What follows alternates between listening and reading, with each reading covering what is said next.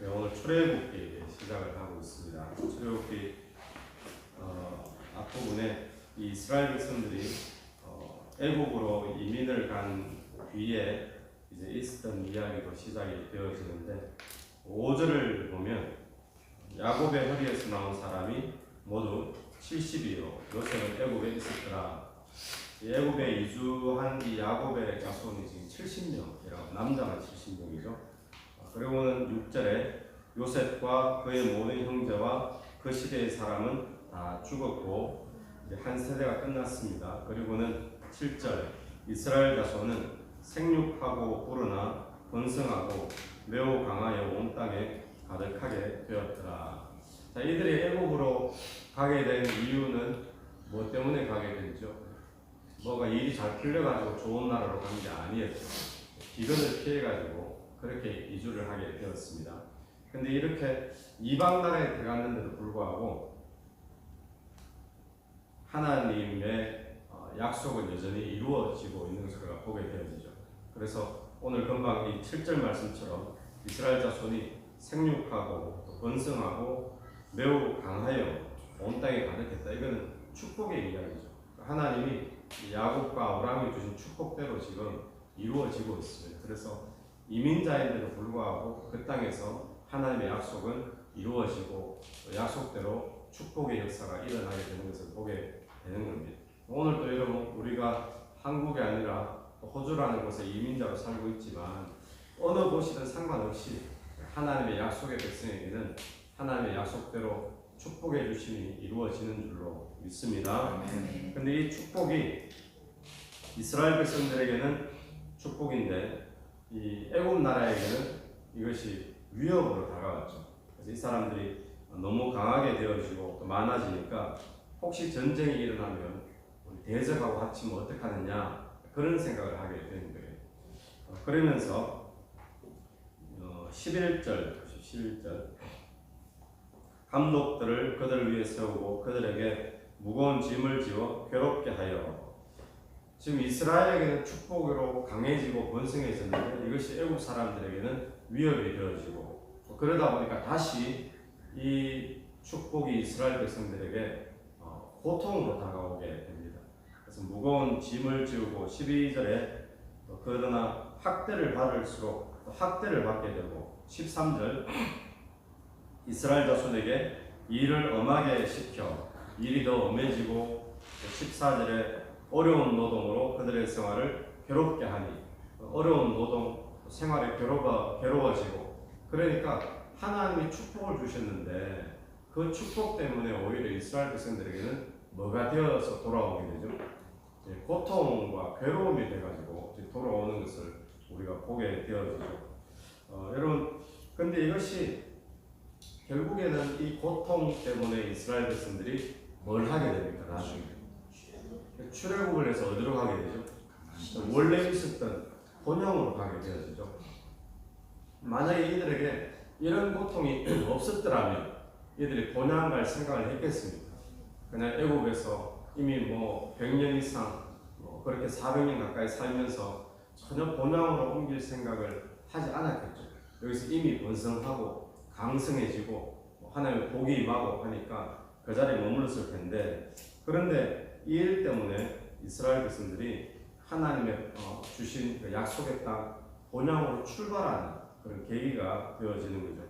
그래서 그런 면에서 보면 이들이 지금 받고 있는 고통과 학대도 전체 큰 그림에서 보면 뭐가 되어질까요? 축복이라는 프로그램 속에서 진행되어지는 줄로 믿습니다. 이들이 고통이 없었으면 하나님을 찾겠습니까? 고통이 없었으면 또 본향 갈 생각을 못했겠죠. 오늘 우리도 마찬가지지 않습니까? 이 땅에 사는 삶이 너무 편안하면 우리가 천국에 대한 소망은 자연스럽게 없어지는 게 당연한 거거든요. 이 땅에 사는 것이 어려워지고 힘들어지고 괴로워지기 시작하면 그때 우리가 바라보는 것이 결국 천국이죠. 그래서 병실에 환자들이나 죽음을 앞두는 심각한 질병에 걸린 사람들을 보면 천국을 찾고 천국에 소망을 두고 빨리 천국 가기를 원한다 그러고 그제서야 그런 이야기가 나오지 이 땅에서 모든 것이 풍족하고 어려움이 없고 문제가 없고 그러는 가운데서 우리가 천국 소망을 잘 바라보기 힘든 거죠. 오늘 이스라엘 백성들에게 주신 것은 하나님의 축복입니다. 출애굽이 그들을 괴롭게 만들어서 하나님의 본향으로 이끌어 주셨던 것처럼 우리가 흔히 생각할 때 눈에 보이는 축복들이 있죠. 금방 7절에 나오듯이 생육한 거, 번성하는 거, 그리고 강하고 온 땅에 가득하게 되어지는 것, 우리는 이런 것만을 축복이다라고 생각을 하는데, 그런데 하나님의 약속이 있는 자들에게는요, 무거운 짐이 지워지는 것, 오늘 표현으로는 13절에 일을 엄하게 하고 어려운 노동으로 생활이 괴롭게 되어지고 학대받고, 이 모든 것들도 결국에는 무엇 속에 포함되어질 거예요? 하나님이 축복 주시는 그 과정과 일 속에 포함되어지는 줄로 믿게 되기를 간절히 바랍니다. 하나님의 약속이 있는 백성들에게는 그렇다라는 거예요. 그래서 오늘 저와 여러분의 삶에 눈에 보이기는 축복이 아닌 것처럼 보입니다. 눈에 보이는 것은 학대받고 괴로움 당하고 무거운 짐이 더 지워지고, 그런데 이 일을 통해서 하나님께서는 더 큰 것을 이루어 주고자 하는 그런 것인 줄 믿고, 이 일 가운데 하나님의 섭리를 깨닫고 감사할 수 있는 저와 여러분 되기를 간절히 바랍니다. 그래서 이제 괴롭게 만드는 가운데 왕이 또 산파들을 시켜가지고 이 유대인들이, 히브리인들이 자식을 낳을 때 아들을 낳으면 죽이고 딸이거든 살려두라. 16절 말씀이죠. 아들을 낳으면 죽이고 딸이거든 살려두라. 그런데 두 산파가 있었습니다. 15절에 이름이 십부라 그리고 부하라고 하는 두 산파가 있는데, 근데 이 두 산파가 아들을 낳으면 죽이라는 것이 왕의 명령인데 아들을 낳았는데 안 죽였어요. 왕의 명령을 어긴 거죠. 그럼 이 당시에 절대 군주 시대에 왕이 한마디면 사람의 목숨이 그냥 왔다 갔다 하는 그런 시대인데, 법인데, 근데 감히 왕의 명령을 어긴다라는 거, 상상할 수 없는 이야기죠. 그리고 목숨을 거는 일인데, 근데 십부라하고 부하하고 이 두 산파는 어떻게 해서 왕의 명령을 감히 그렇게 어길 그럴 생각을 했을까요? 목숨이 뭐 여러 개도 아니고 그죠. 이러다가 진짜 죽을 수가 있는데 왕의 명령을 어겼어요. 이렇게 하는 것이 성경의 표현으로는 17절 그러나 산파들이 뭐 했다 그러죠?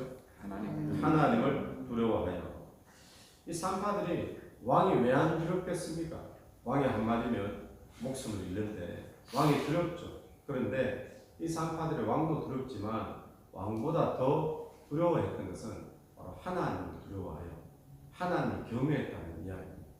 그러니까 하나님께서 이들을 어떻게 하시는가? 21절 보시면 그 산파들은 하나님을 경외하였으므로 하나님이 그들의 집안을 어떻게 해요? 건강하게 하십니다. 오늘 저와 여러분에게 이런 축복이 있게 되기를 간절히 바랍니다. 오늘 나는 과연 무엇을 두려워하며 살고 있는가? 또 누구의 말을 따르고 또 누구의 말에 순종하며 순복하며 살아가고 있는가? 우리가 한번 생각해 볼 필요가 있습니다. 우리가 눈에 보이는 것, 뭐 어떤 현실이나 상황이나 환경, 눈에 보이는 것은 당장 우리에게 두려움을 줍니다. 실제적으로. 그런데 눈에 보이지는 않지만 하나님 계시잖아요. 그러니까 우리가 지금 진짜 두려워해야 할 것은 눈에 보이는 어떤 실제적인 위협, 실제적인 눈에 보이는 왕의 위협, 뭐 그런 것일 수도 있지만, 이 산파들은 눈에는 보이지 않지만 하나님을 두려워했던 그런 사람처럼 오늘 우리의 삶에 눈앞에 직접 보이는, 직접 나를 위협하고 나에게 어떤 어려움을 주는 그런 어떤 두려움을 우리가 두려워하기보다도 눈에는 보이지 않지만 하나님을 경외하고 두려워하는 그런 마음이 있게 되기를 간절히 바랍니다. 아멘. 그리스도인은 어떤 사람이죠? 예수 그리스도의 제자는 어떤 사람인가 하면 세상의 힘에 순복하고 굴복하고 얼려다니고 따라가는 자가 아니라 하나님을 두려워하고 하나님을 두려워하기 때문에 세상에 어떤 위협이 있지만 오히려 거부할 수 있는 자, 그런 자들이 그리스도인들이죠. 오늘 저와 여러분이 그런 은혜가 있게 되길 간절히 바라면서, 그럼 내가 오늘 하나님을 두려워하기 때문에 내 삶의 현장에서 노라고 할 수 있는, 혹시 손해가 일어날지도 모르지만 내가 노라고 하면 내가 어쩌면 큰 문제가 생길지도 모르지만 하나님을 두려워하기 때문에 내가 세상의 어떤 큰 흐름, 제국의 흐름, 이 속에서 내가 거부하고 노라고 해야 될 부분은 혹시 무엇이 있는가? 어쩌면 직장의 현장에서 그럴 수 있습니다. 또 안 믿는 사람과의 관계 속에서도 그럴 수가 있죠. 오늘 우리가 그 부분을 한번 묵상해 볼 수 있는 시간 되길 바랍니다. 아멘. 그런 자를 하나님께서 어떻게 만들어 주신다고요? 21절에 하나님이 흥왕하게 하시더라. 하나님 그런 자를 기억하시고 흥왕케 만들어 주신 것을 우리가 보게 되어집니다. 또 하나님께서는 그런 자를 통해서 나중에 누가 태어나죠? 모세가 태어나죠. 그런 자를 통해서 모세가 태어나고 하나님의 역사가 이루어지게 되는 줄 믿습니다. 또 저와 여러분이 세상을 두려워하기보다 하나님을 두려워하는 저와 여러분 되기를 간절히 축원합니다. 기도드리겠습니다. 하나님 아버지, 오늘 감사합니다.